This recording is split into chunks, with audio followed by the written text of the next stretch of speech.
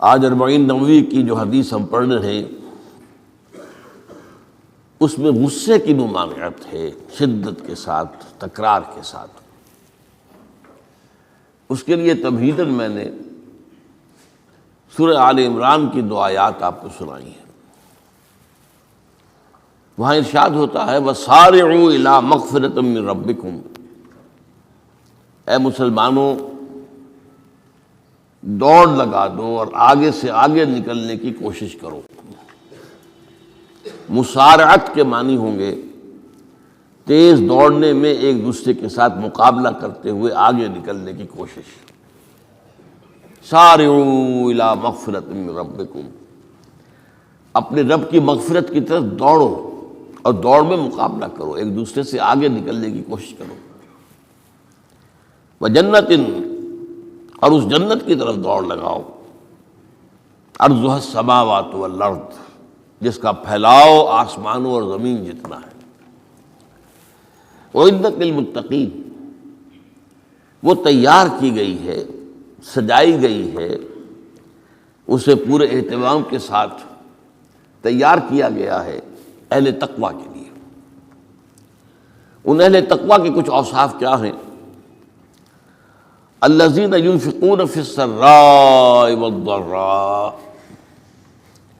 وہ لوگ کہ جو خرچ کرتے ہیں، مراد ہے اللہ کی راہ میں، اور اللہ کی راہ میں خرچ کرنے کی 2 مدیں ہیں۔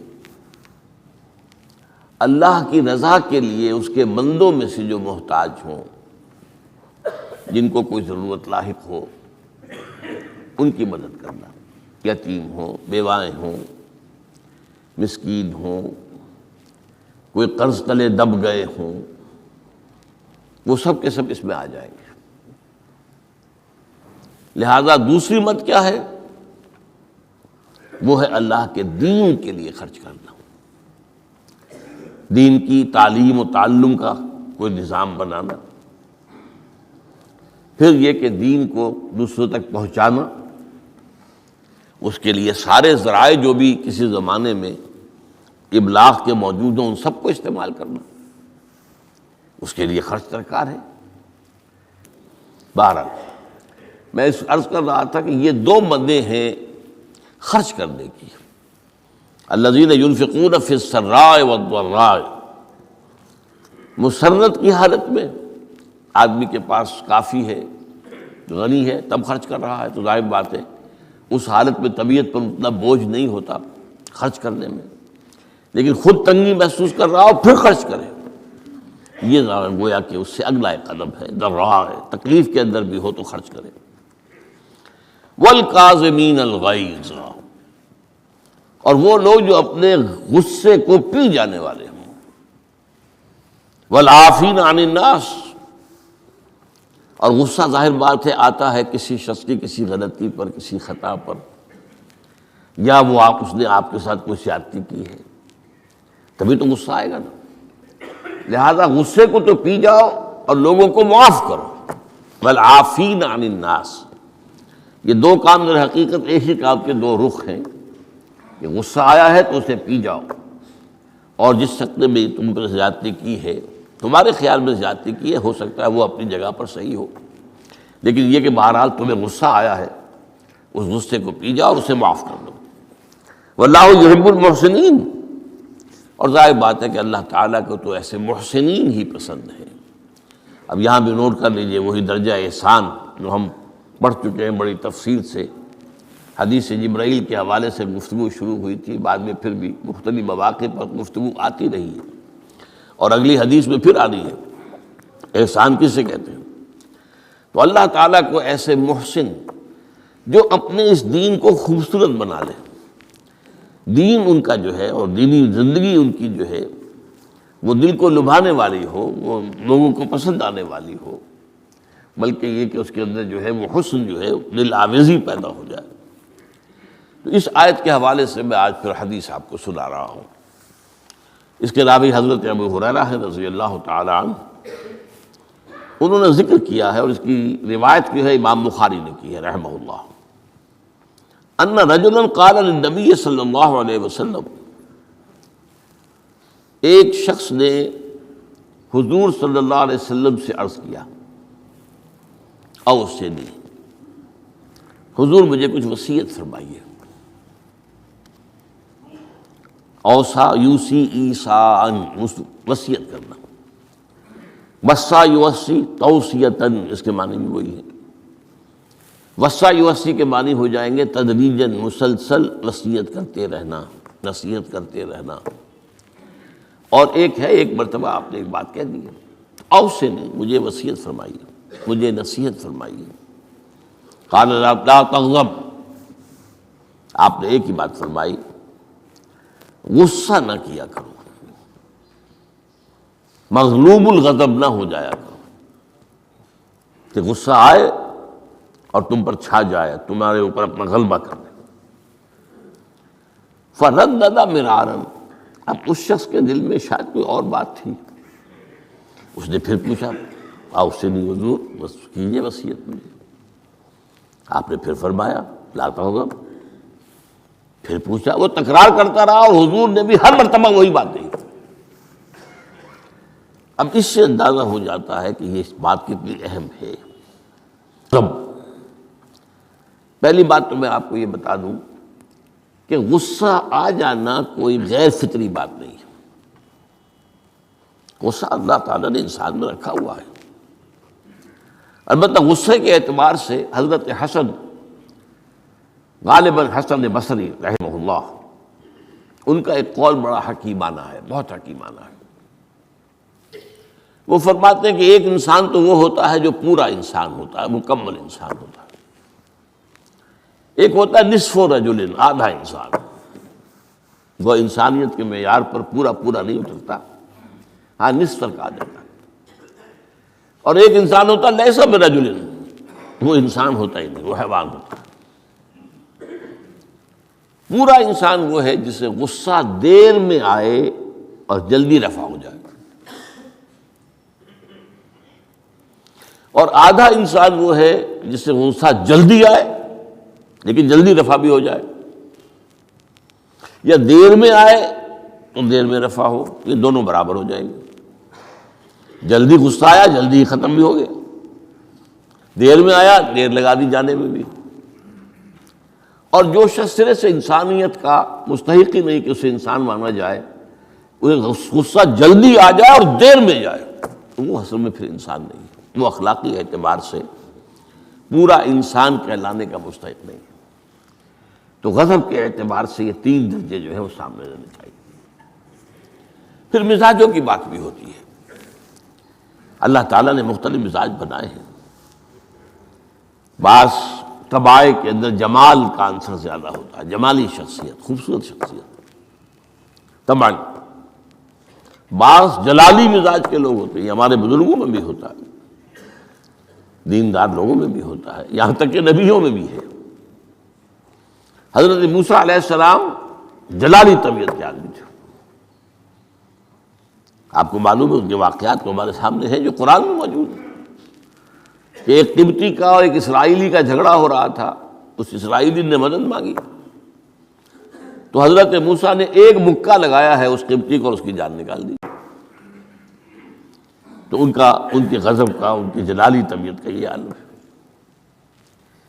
اور اس کا سب سے بڑا نقشہ جو قرآن مجید میں آتا ہے کہ جب اللہ تعالیٰ نے جب ہجرت ہو گئی اور مصر سے حضرت موسیٰ علیہ السلام اپنی قوم کو لے کر، بنی اسرائیل کو لے کر نکل آئے، دریا یا سمندر بھی اللہ نے پار کرا دیا، سمندر کو یا دریا کو پھاڑ کر، اس کے بعد وہ مرحلہ آیا کہ انہیں اب شریعت دی جائے،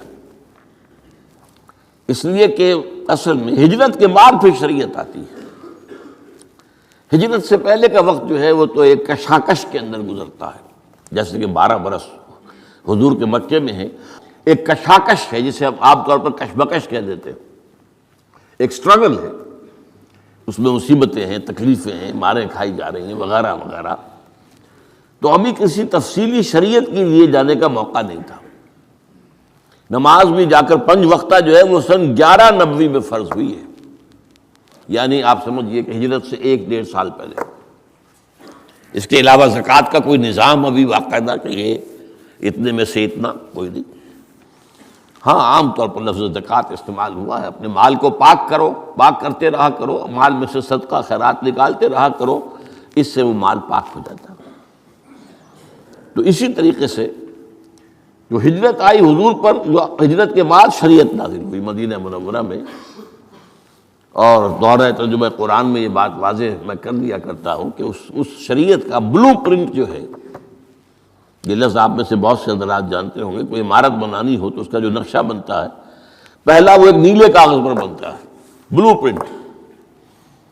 تو بلو پرنٹ جو ہے اس شریعت محمدی علی صاحب الصلاۃ والسلام کا، وہ سورہ بقرہ میں تیار ہو گیا۔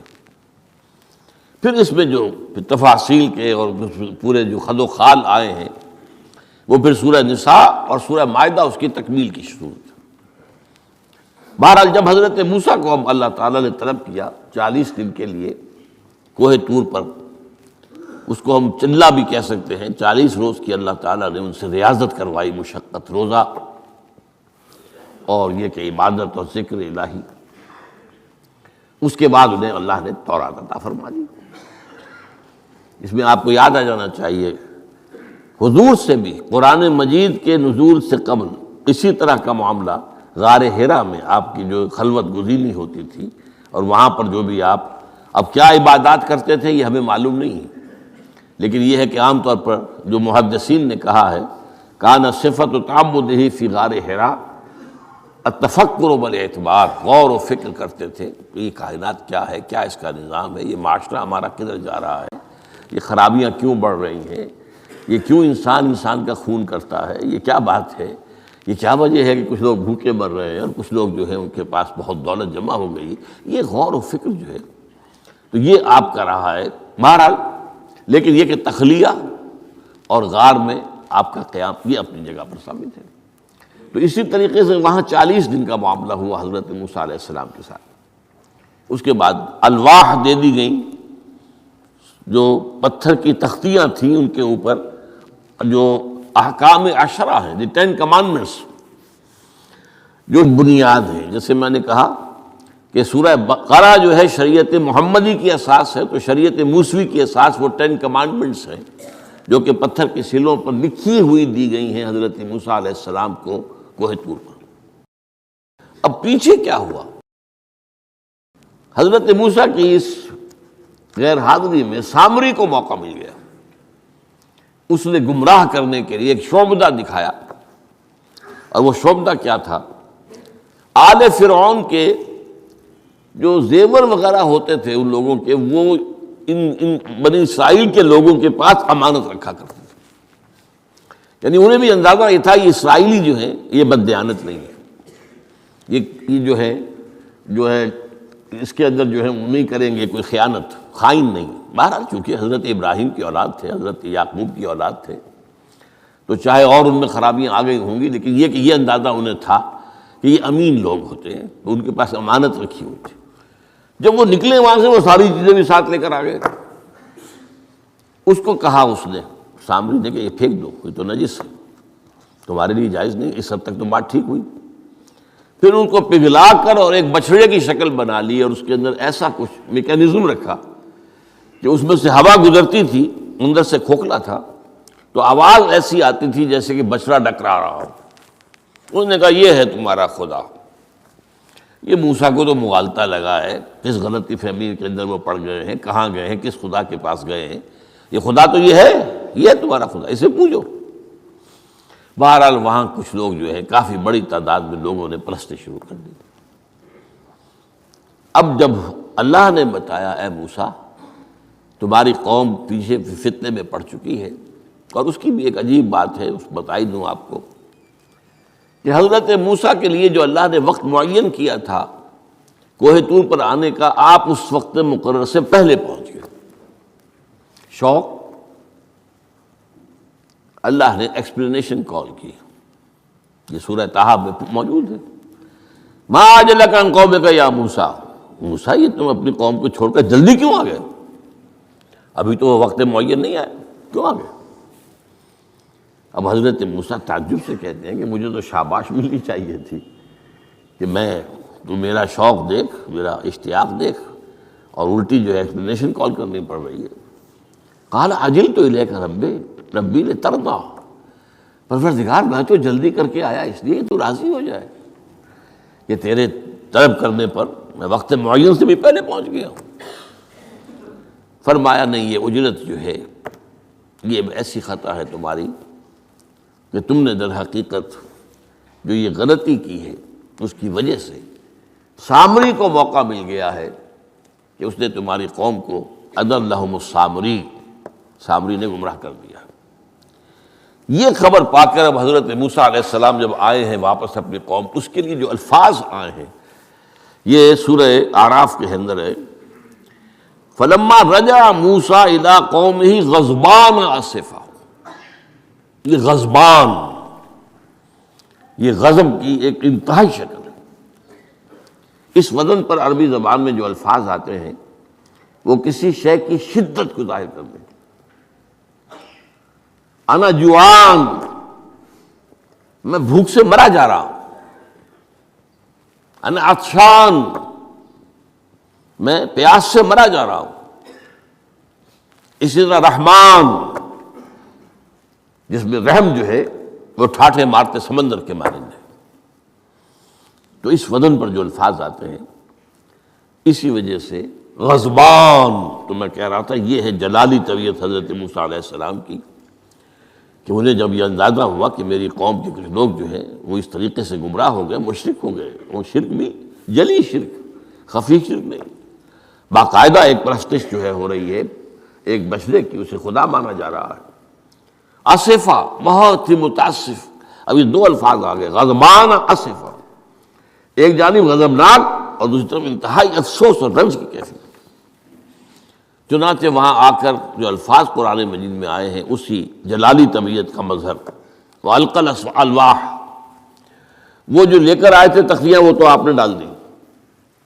وَأَخَذَ بِرَأْسِ أَخِيهِ يَجُرُّهُ إِلَيْهِ، اپنے بھائی حضرت ہارون کا سر پکڑ کر، بلکہ داڑھی کے بال پکڑ کر اور پیشانی کے بال پکڑ کر گھسیٹا، یہ تم نے کیا کیا؟ میں تمہیں خلیفہ بنا کر گیا تھا یہاں، تمہارے ہوتے ہوئے اور یہ کام ہو گیا، تم کیوں نہ میرے پیچھے آ گئے مجھے بتانے کے لیے؟ بہرحال چونکہ خلیفہ بنا کر گئے تھے، انہیں رہنا تو وہاں تھا، لیکن انہوں نے کہا کہ مجھے اندیشہ یہ ہوا کہ آپ یہ کہیں گے کہ تم نے بنی اسرائیل میں تفرقہ پیدا کر دیا، اس لیے میں نے برداشت کیا، کیا کر روکتا رہا میں، لیکن یہ کہ میں نے ان کے درمیان جو ہے کوئی بہت بڑا قدم نہیں اٹھایا۔ لیکن بہرحال اس کے بعد جو قدم اٹھایا گیا وہاں پر وہ فیصلہ کیا گیا کہ 12 قبیلوں میں سے ہر قبیلے کے جتنے لوگوں نے یہ شرک کیا ہے اسی قبیلے کے لوگ جو توحید پر قائم رہے ہیں وہ اپنے بھائیوں کو قتل کریں اور ذبح کریں۔ تو تورات کی روایت کے مطابق 70,000 یہودی قتل ہوا، اور یہیں سے قتل مرتد کی سزا اسلام میں یہ قتل ہے۔ یہ سب بات لوگ کہتے ہیں جو منکرین حدیث ہیں آج کل اور روشن خیال ہیں، اور جو اپنی روشن خیالی کا جو سند لینا چاہتے ہیں مغرب سے، تو مغرب کا تصور تو یہ ہے کہ یہ انسانی حقوق میں سے ہے، ایک مسلمان ہے اسے اگر عیسائیت پسند آ گئی عیسائی ہو جائے، اس کا حق ہے، وہ کوئی مجرم تو نہیں۔ یہ تمہاری شریعت میں یہ کہ قتل کر دیا جائے، یہ تو در حقیقت جو بنیادی حقوق ہے انسان کے اس کے خلاف ہے۔ اسی طریقے سے ایک مرد اور ایک عورت رضامندی سے زنا کرتے ہیں، آپ کو کیا اعتراض ہے؟ جو ان کا حق ہے، ہاں مائنر نہ ہو، چھوٹے نہ ہو، نابالغ سے زنا نہ کیا گیا ہو، جبر نہ کیا جائے، جبر کریں گے تو مجرم ہو جائیں گے، لیکن اگر رضا کے ساتھ باہمی رضامندی سے وہ کرتے ہیں زنا تو کوئی جرم نہیں ہے، ان کی مرضی ہے۔ تو یہ سارا تصور جو ہے حقوق انسانی کا جس طرح کا ایک مبالغہ آمیز تصور دنیا میں ہو گیا ہے، اس کی روح سے ہمارے ہاں بھی جو لوگ ہیں جو انہی کو ماڈل بنا رہے ہیں اب، تو وہ کہتے ہیں کہ جناب قرآن میں کہاں ہے مرتد کی سزا، اس طرح قرآن میں کہاں رجم کی سزا؟ تو یہ جان لیجئے کہ یہ دونوں سزائیں حضور نے اپنی سنت کے ذریعے سے نافذ کی ہیں، لیکن اخذ کی ہیں تورات سے۔ ظاہر بات ہے کہ حضور سے پہلے جو شریعت موسوی تھی وہ لاگو تھی. یہودیوں کے لیے شریعت موسوی تھی، آج تک بھی ہے. عیسائیوں کے لیے بھی حضرت مسیح یہی کہہ کر گئے تھے کہ یہ نہ سمجھنا کہ شریعت موسوی کو ختم کرنے آیا ہوں میں. Law of Moses, don't think I have come to destroy law. This law of Moses will be applicable to you.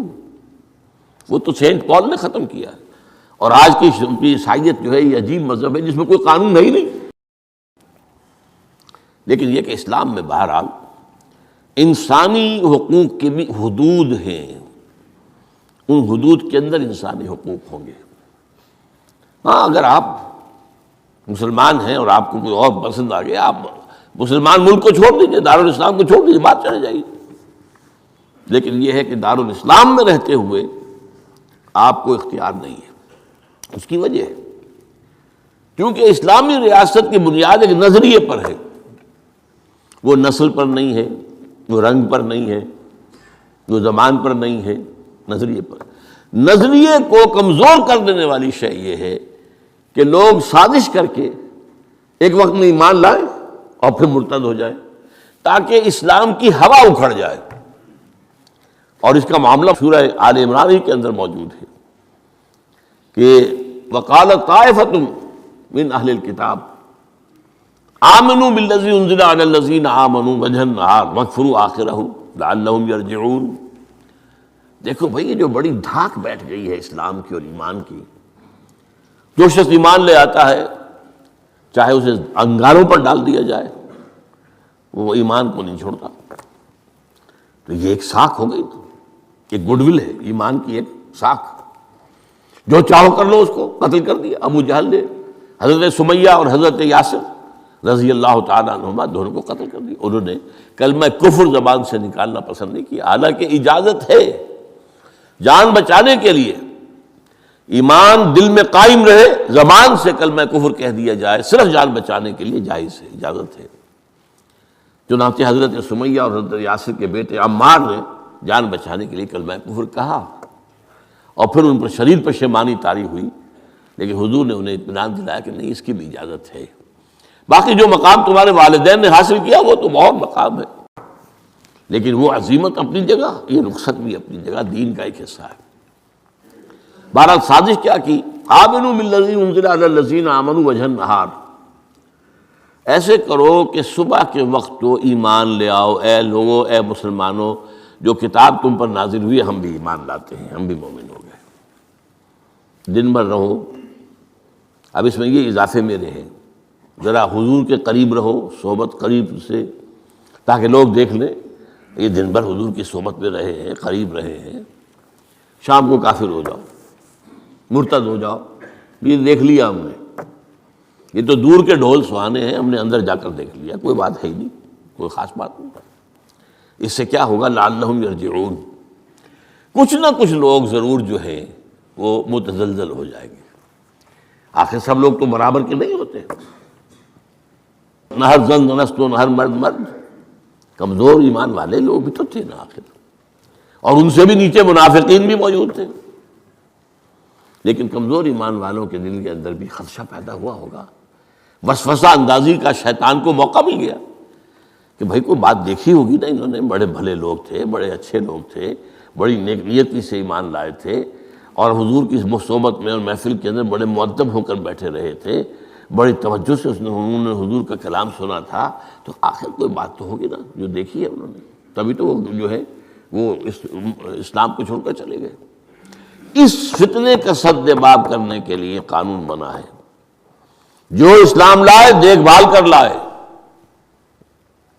اس لیے کہ ظاہر بات ہے کہ یہ تو اب ایک وادی، اس کے اندر قدم رکھنا ہے جس میں مشکلات بھی آئیں گی، تکالیف بھی آئیں گی. لیکن یہ کہ بہرحال اس سے رجوع کرنے کا پھر حق نہیں ہوگا. اسلام اگر چھوڑو گے تو قتل کیے جاؤ گے. یہ کنڈم کرنا اس کو شریعت اسلامی کے خلاف بغاوت ہے. قرآن میں نہیں ہے، لیکن از روئے قرآن تورات پر بھی لفظ قرآن کا اطلاق ہوتا ہے. چنانچہ مکے کے کفار اور مشرکین کا قول نقل ہوا ہے قالوا لن نؤمن بهذا القرآن والذی بین یدیہ، انہوں نے کہا نہ تو ہم اس قرآن پر ایمان لائیں گے جو محمد پیش کر رہے ہیں، اور نہ اس قرآن پر جو ان سے پہلے ہے۔ تو تورات کو بھی ایک معنی میں قرآن کا لفظ جو ہے اس کا اطلاق ہوتا ہے۔ تو حضور صلی اللہ علیہ وسلم نے یہ دو سزائیں جو ہیں، قتل مرتد اور رجم کی سزا بھی، ظاہر بات ہے قرآن میں نہیں ہے، ہم مانتے ہیں قرآن میں نہیں ہے، لیکن شریعت جو ہے وہ صرف قرآن پر مبنی نہیں ہے۔ بس یہ بات ایک اصول موٹی، شریعت کی دو بنیادیں مستحکم ہیں، مستقل بالذات ہیں، انڈیپینڈنٹ آف ایچ ادر، کتاب اللہ و سنت رسولہ صلی اللہ علیہ وسلم، اللہ کی کتاب اور اللہ کے رسول کی سنت، صرف قرآن نہیں ہے۔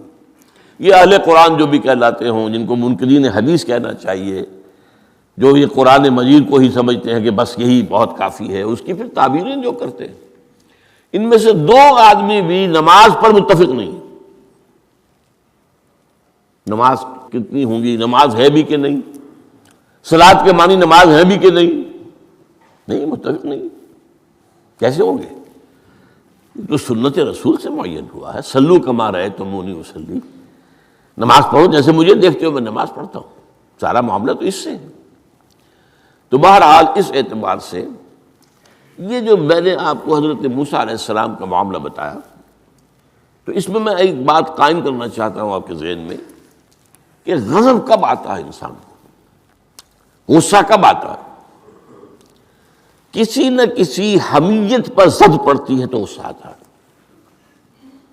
یا تو حمیت ذات ہے، آپ نے محسوس کیا میری ذات کے اوپر جو ہے حملہ کیا گیا ہے، میری شہرت پر، میری عزت پر،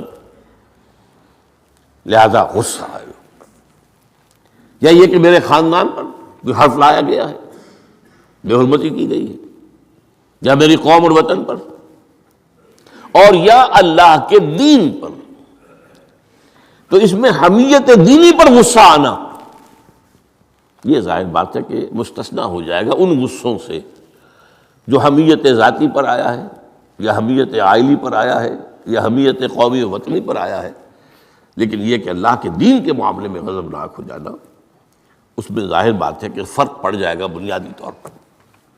تو حضرت موسیٰ کا غصہ جو آیا ہے وہ اس پر آیا ہے کہ میری قوم، یہ وہ لوگ جنہوں نے 9 جو ہے معجزے وہ تو مصر کے اندر رہتے ہوئے دیکھے، وَلَقَدْ آتَيْنَا مُوسَىٰ 9 آیات بینات، سورہ بنی اسرائیل میں ہے، 9 معجزے، شروع میں 2 تھے پھر آتے چلے گئے، اور پھر اتنے بڑے بڑے معجزے دیکھے، سب سے بڑا معجزہ سمندر کا پھٹ جانا، اور اسی صحرائے سینا کے اندر اس پڑاؤ جو ڈالا ہے کوہ طور پر، اس سے پہلے من و سلویٰ کا نزول ہوا ہوگا، ایک چٹان سے 12 جو ہے چشمے بھی پھوٹے ہیں، یہ سب کچھ دیکھا، تب حال یہ ہے اس کا۔ تو اس پر غصے کا آنا، غضبناک ہو جانا، یہ گویا کہ بالکل معقول ہے، قرین قیاس ہے۔ اس میں بھی ایک اور مثال ہے اللہ کے رسولوں میں سے، انہیں بھی حمیت دینی پر غضبناک ہوئے اور انہیں غصہ آیا شدید، وہ حضرت یونس علیہ السلام تھے۔ وَظَنُّونَ اذ ذهب مغاضبا وظن ان لن نقدر علیہ، نینوا ایک شہر ہوتا تھا عراق کے شمال کے اندر، وہاں یہ بھیجے گئے تھے رسول بنا کر، انہوں نے دعوت دی، جو بھی تلقین، نصیحت، تبلیغ، حق ادا کر دیا، قوم ایمان نہیں لائی، کفر پر اڑی رہی۔ اس کے بعد یہ غضبناک ہو کر، اب یہ غضب جو ہے یہ دین کا غضب ہے، اپنی قوم کو چھوڑ کر چل دیے، لیکن یہاں ایک خطا ہو گئی ان سے۔ حضرت موسیٰ سے خطا کیا ہوئی تھی کہ وقت معین سے پہلے پہنچ گئے، فَإِنَّا قَدْ فَتَنَّا قَوْمَكَ مِن بَعْدِكَ، اس کی سزا مل گئی۔ یہاں غلطی کیا ہوئی کہ رسول جو قوم کی طرف بھیج دیا جائے، جس قوم کی طرف یا جس شہر کی طرف یا جس علاقے کی طرف، جب تک ایکسپریس پرمیشن اللہ کی نہ آ جائے، رسول جگہ چھوڑ کر نہیں جا سکتا۔ یہاں یہ ہے کہ وہ اتنے غضبناک ہو گئے کہ یہ بات جو ہے یہ ذہن کے سامنے نہ رہی اور آپ اپنی قوم سے ناراض ہو کر یہ بدبخت قوم جو ہے اب یہ تو ہلاک ہو کر ہی رہے گی، تو یہ چھوڑ کر چلے گئے، یہ غلطی ہوئی۔ چنانچہ آپ کو یاد بھی آ گیا ہوگا کہ جب ہجرت مدینہ کی اجازت آ گئی ہے اللہ کی طرف سے عام صحابہ کے لیے، تو آپ نے کہہ دیا چلے جاؤ مدینہ جاؤ، آپ خود نہیں گئے، جب تک کہ ایکسپریس پرمیشن واضح طور پر معین طور پر آپ کے لیے اجازت نہیں آ گئی، اس وقت تک آپ نے مکے سے سفر نہیں کیا۔ حضرت یہ واقعہ سیرت کا مشہور واقعہ ہے، حضرت ابوبکر صدیق رضی اللہ تعالیٰ عنہ نے 2 اونٹنیاں تیار کی تھی کہ لمبا سفر ہے اور تیز جانا ہوگا، ہم جب جائیں گے تو ظاہر بات ہے پیچھا کیا جائے گا، تعاقب ہوگا، تو اچھی فربا اونٹنیاں ہوں، تو انہیں خوب کھلا پلا کر تیار کیا تھا اور حضور کو بتایا نہیں تھا۔ اب منتظر تھے حضور کیا اجازت آ گئی؟ نہیں ابھی نہیں آئی۔ پھر پوچھا اجازت آئی؟ حضور نہیں آئی۔ اب حضرت عائشہ فرماتی ہیں اور نکاح میں آ چکی تھی حضور کے، لیکن تھی ظاہر بات ہے کہ 6 سال کی عمر میں نکاح ہو گیا تھا، 9 سال کی عمر میں وداعی ہوئی ہے بعد میں مدینے میں جا کے۔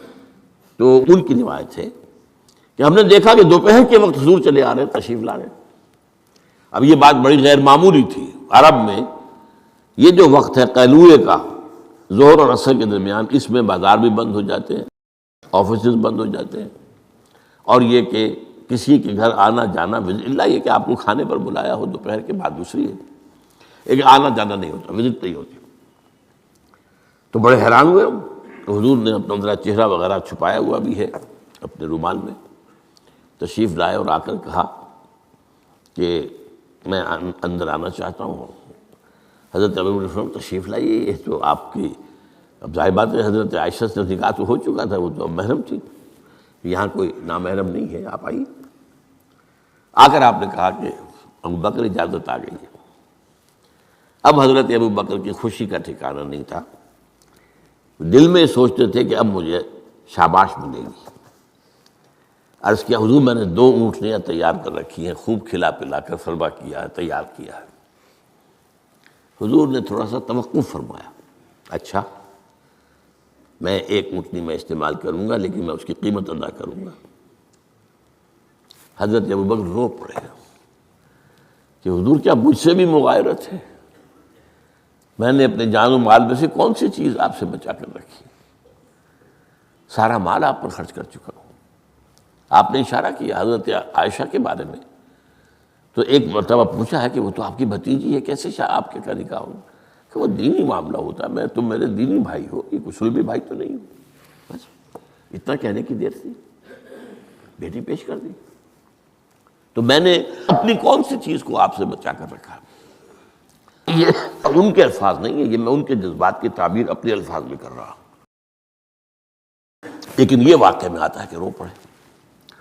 تو بہرحال یہ جب تک ایکسپریس پرمیشن نہیں آتی اس وقت تک رسول نہیں جا سکتا۔ حضرت یونس چھوڑ کر چل گئی، وَظَنُّونِ الذَّهَبَ مُغَاضِبًا، مغاضب وہی غضبناک، تو اس کو اللہ تعالیٰ نے پکڑا، اس لیے کہ یہ غلطی ایسی تھی کہ جس کے اوپر پکڑ ہونی۔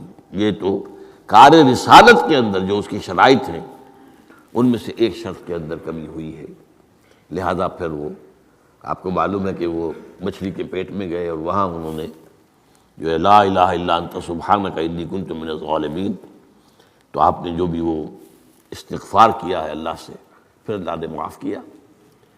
پھر اس مچھلی نے، ویل مچھلی کوئی ہوگی جو شط العرب میں معلوم ہوتا ہے، شط العرب میں اس نے نگلا ہے، اور شط العرب یہ دونوں دریا جو ہیں فرات اور دجلہ جب عراق کے جنوب میں آ کر ایک ہو جاتے ہیں تو وہ تو گویا کہ ایک بڑا سا چھوٹا سا سمندر بن جاتا ہے، اتنا بڑا وہ شط العرب کہلاتا ہے۔ اس سے ہو کر پھر گلف میں آئے، اور گلف سے ہو کر کہیں مکران کے ساحل پر آ کر اگلا ہے اللہ کے حکم سے اس مچھلی نے حضرت علیہ السلام کو۔ اس پر ایک تحقیقی مضمون میثاق میں ایک زمانے میں شائع ہوا تھا، میں اب اس وقت اس کی تفسیر میں نہیں جا سکتا، کہ اس علاقے میں حضرت یونس علیہ السلام کو اور پھر وہ اس کے ساحل پر پڑے رہے۔ تو معلوم ہوا کہ یہاں پر غضبناک ہو جانا اگرچہ تھا حمیت دینی کی وجہ سے، لیکن وہاں بھی جو بنیاد ہے دین کی اور جو اس کے جو شرائط ہیں ان میں سے کسی کو کراس کرنے کی اجازت نہیں ہے۔ اس میں سے اگر کسی رسول سے بھی ہوا ہے تو پھر یہ کہ اللہ تعالیٰ کی طرف سے گرفت ہوئی ہے۔